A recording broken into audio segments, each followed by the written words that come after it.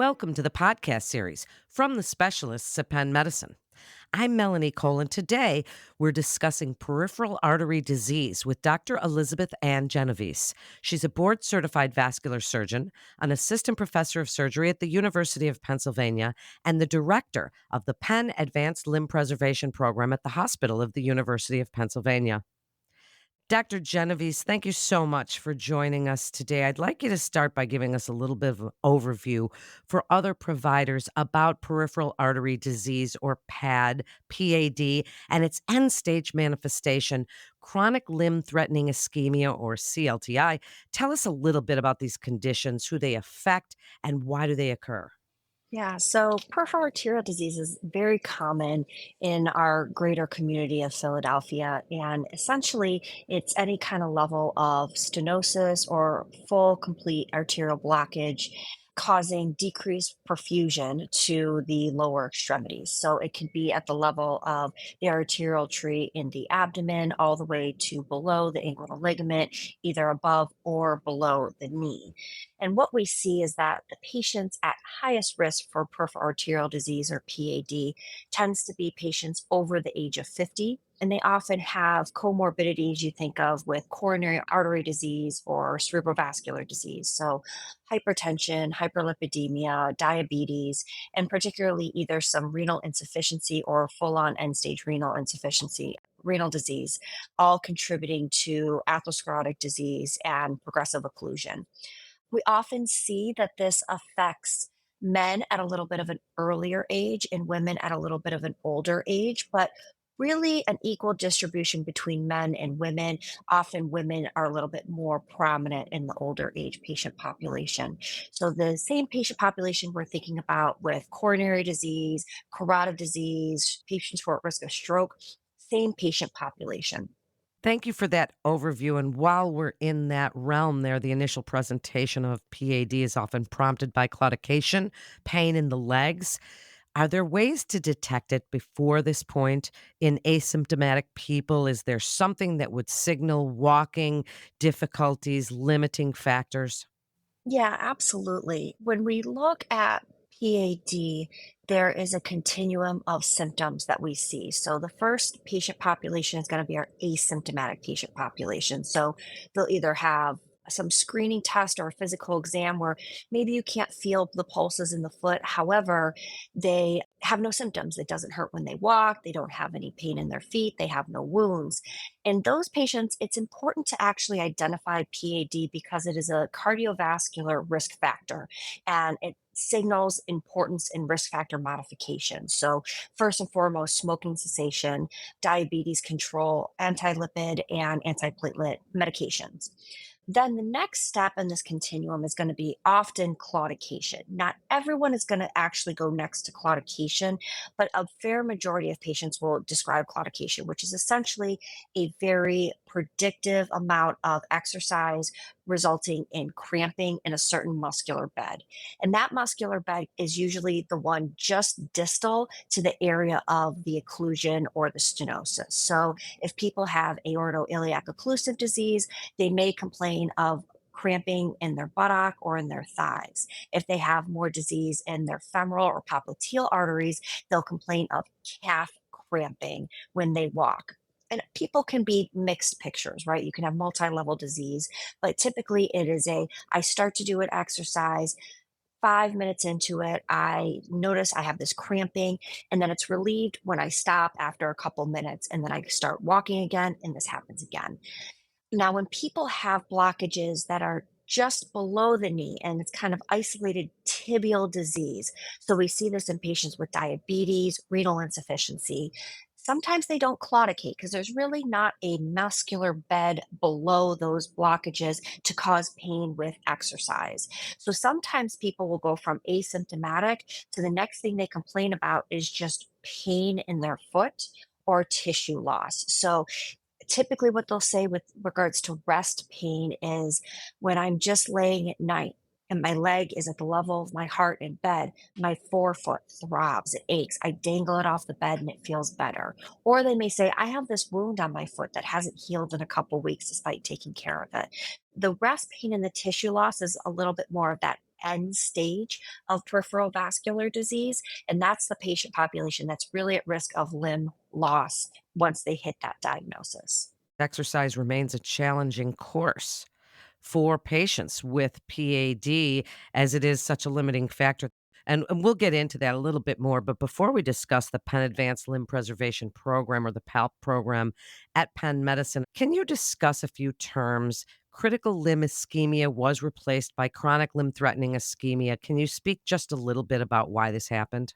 Absolutely. So, approximately 2 years ago, there was a multi-societal guidelines that came out called the Global Vascular Guidelines that really looked at PAD and our end-stage patient population, the critical limb ischemia patients, as it is traditionally known as. And this has, again, always been the patients with rest pain and tissue loss. And the initial thought behind the terminology critical limb ischemia came from years ago, over 20 years ago, where a lot of the disease that came with peripheral arterial disease was secondary to smoking. And there was this idea that there was a certain kind of threshold that patients had with regards to their arterial perfusion. And once they passed that threshold, then they were at risk of losing their limb. What we see now in our more modern patient population is while smoking still plays a very strong and important risk factor for developing PAD, there is this high prevalence of concomitant poorly controlled diabetes. So now people are at risk of losing their limb, not only because of arterial insufficiency, but the other factors that come along with having diabetes, such as neuropathy, conformational changes in the foot, poor wound healing due to the diabetes and the local microbiome that we see in the foot. And so we've changed our thinking to get rid of the idea of a certain threshold, a certain cutoff of arterial perfusion, now to more the global picture of looking at patients and changing the terminology to chronic limb threatening ischemia, meaning we know there's underlying arterial insufficiency, we have perfusion defects to the foot, but that there are a variety of things that not only contribute to the risk of limb loss, but that we also need to very actively address in order to be a comprehensive program and providers to allow for limb salvage. So tell us a little bit about the PALP program at the Hospital of the University of Pennsylvania. Give us a little bit of your team overview, the multidisciplinary goals of the program. Tell us a little bit about it. This is a really exciting program that we've created here that's very unique to HUP. We have developed over the past year a really nice foundation of a multidisciplinary program. And so, what this is allowing us to do is approach patients from every facet of their medical care in order to optimize their ability to wound heal. So we have worked with particularly podiatry here at HUP. We have developed antibiotic pathways and guidelines, specifically with the antibiotic stewardship program here at HUP, to not only develop empiric antibiotic pathways when patients come in with foot infections or wounds, but also empiric pathways to kind of guide our antibiotics once the patient is leaving the hospital to not only optimize specific coverage, but also to minimize the overuse of antibiotics at an outpatient level. When we're doing this, we're involving not only vascular surgery, podiatry, infectious disease, but we're also working with other ancillary service lines that we traditionally think of. So, cardiovascular medicine or cardiology to make sure we're optimizing their hypertension and their lipid management while they're an inpatient in the hospital. We're working very closely with diabetes and endocrine to make sure their glucoses are well controlled. So we're trying to take a very holistic and multidisciplinary approach while we have these patients as a captive audience and the inpatient to really set them up for success once they are discharged. What a comprehensive program. And PAD has several stages. Dr. Genovese with chronic limb threatening ischemia or CLTI is the final step. Often before amputation, what marks the demarcation between those stages? Why is the disease so often progressive despite the management that you were just discussing? Can reocclusion or the other sequelae be prevented?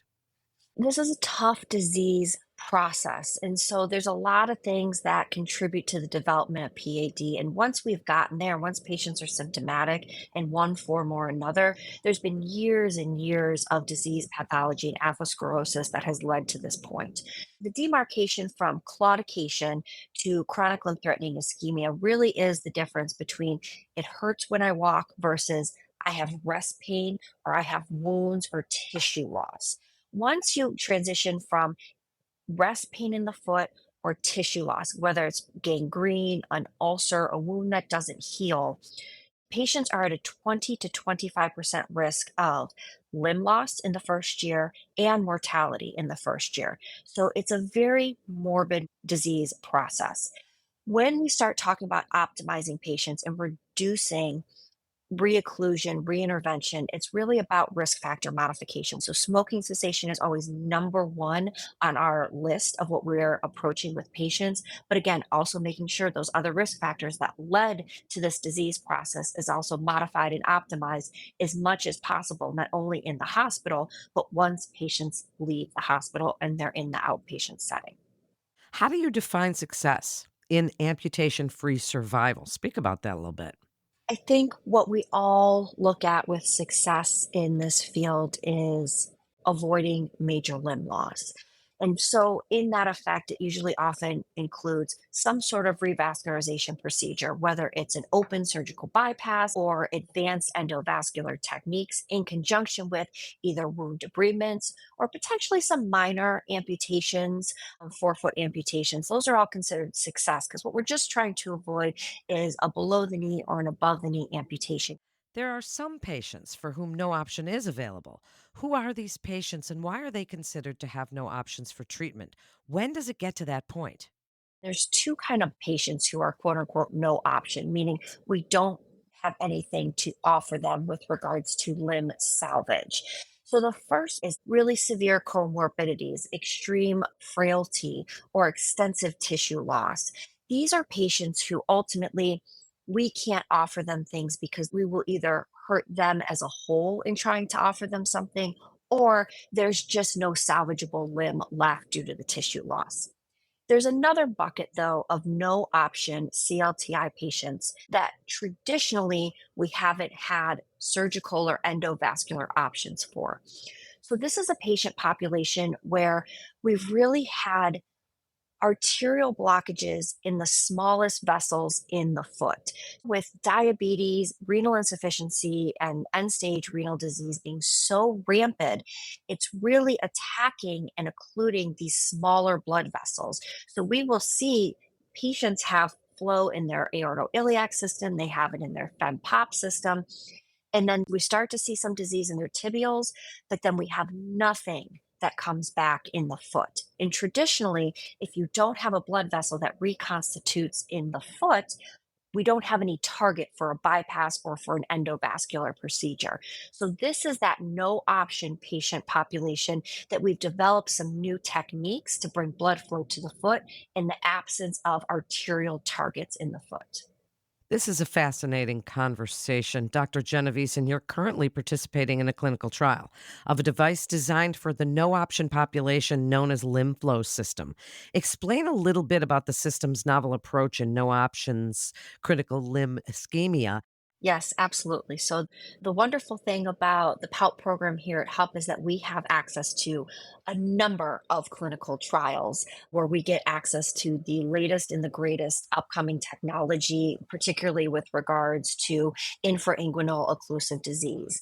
The limb flow system is designed specifically for this no option CLTI patient population that lacks an arterial target in the foot. So these are patients who we can't perform an endovascular revascularization because there's just, again, no target in the foot. So the lymph flow system, which we're a part of with Promise 3, is a system where we perform a deep venous arterialization. So the general concept is instead of bringing blood flow into the foot through the arteries, we're utilizing the venous system in the foot to perfuse the tissue. So, what does that mean? We're actually perfusing the venous network through the arterial system. So the lymph flow system is a novel group of technologies where we perform this deep venous arterialization. So we create a crossover point from the arteries below the knee directly into the veins below the knee. We modify the valves in the vein and we place a covered stent in order to directly perfuse the foot through the venous system. And so over time, over a 1 month to 6 week period, we really create this very robust network of flow in the foot through the veins, through neovascularization, in order to perfuse the tissues in the foot through the venous system itself and not through the arterial system. Dr. Genovese, as we wrap up, how can people with questions about everything we've discussed here today, PAD, CLTI, or the lymph flow study, contact the PALP program at the hospital of the University of Pennsylvania and summarize everything, what you would like other providers to take away from this fascinating conversation today?